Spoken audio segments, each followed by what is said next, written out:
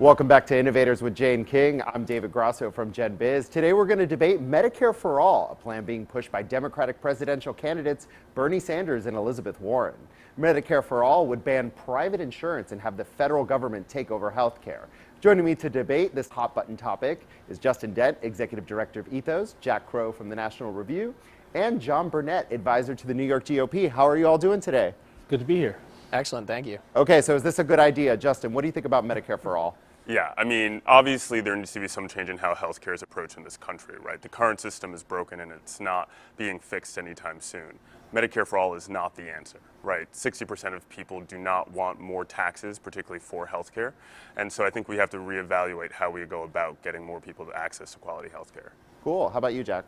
Yeah, I think that's exactly right. At a time when entitlement spending is exploding and none of these candidates have given us a real good idea of how this would be paid for. You know, it's going to require $30 trillion in revenue over the next 10 years. I don't think it's a palatable idea for the American people at this point. John, pipe dream or realistic? Well, when you look at the current basket of entitlement programs, they're actually virtually bankrupt, right? So why go down the path of another government system? Let's look at what is actually broken and what's keeping people off the highway of good health care. When you look at situations like either state or federal laws that prohibit people from buying across states, pooling their interests together to go into pools because you know there's strength in numbers. Look, and like my two fellow panelists stated, $32 trillion over 10 years is insane.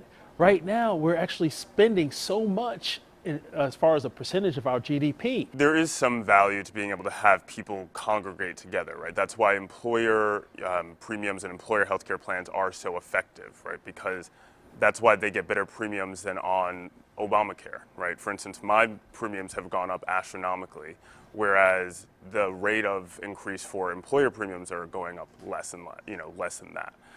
So I think that looking across the lines is certainly a prudent thing to do. How about you, Jack? What do you think? Yeah, I think that's right. And I think when we talk about this issue, we need to acknowledge that the price of drugs is a large contributing factor to this overall situation. Allowing healthcare providers to negotiate on a more effective basis with pharmaceutical companies, I think, will go a long way. And I think coming up with some clear controls on the prices that pharmaceutical companies can set might be a kind of middle-of-the-road solution that both sides could get behind. So most experts agree, John, that this would require the largest tax increase in peacetime history in America. Do you think that's going to be popular? And let's talk about the other elephant in the room, which is, of course, people would lose their insurance. Private insurance would be banned under Medicare for All. Do you think any of this will fly with the general American public? Well, we've been down this road before, right? If you like your health care, you can keep your health care plan. Yeah, that didn't work out. Right. People are actually looking at this new proposal. You know, we've been down here before and we lost our private insurance. They're not actually really positive and don't have a high level of confidence in government healthcare system. When you look at also people with pre-existing conditions, I think there's things on both sides of the aisle that they agree on in terms of pre-existing conditions, in terms of making sure that everyone has access to healthcare. It's just a matter of how they go about doing it. And we all agree that $30 trillion over 10 years is a huge price tag, whether you're a millennial or someone who's in a middle age or a senior. No one likes that price tag. So Justin, you're a young millennial. What do you think about these tax increases that would really cripple our economy? Yeah, I mean, I don't think that's the kind of country that any young person wants to live in, right? We've already been past the bag for all of the entitlement programs that have not had proper and sustainable financing in the past. The last thing that we want is to be told that we're going to be paying for a healthcare system that is being largely taken advantage of by people older than us, while still not having any solvency for when we're of the age that we actually need the healthcare. And Jack, we're almost out of time, so I wanted to move on to another question. Healthcare is 18% of our economy. Wouldn't this cause the loss of millions of jobs if we instituted a program like Medicare for All?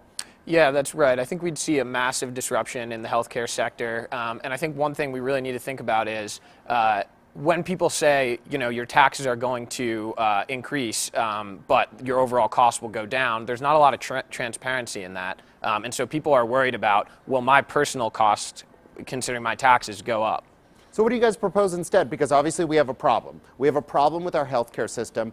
Every other industrialized country in the world has a socialized healthcare system, or places like Switzerland have a mixed system. Do we move towards covering people who aren't covered rather than reinventing the wheel? Is that a good idea, John? When you look at these other countries, they're smaller, plus they have a closed system. What do I mean by a closed system?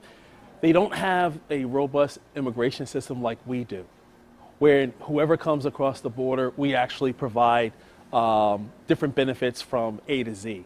They have a closed system. So when you have a welfare state, it only functions, fully functions, if it's a closed or monitored system. It's not going to work bringing that system and putting it in America. But we can make some structural changes. Like you mentioned, you know, our healthcare system is 20% of the economy. How are you going to transfer, shutting down private insurance, those jobs, and transfer it over into a government system?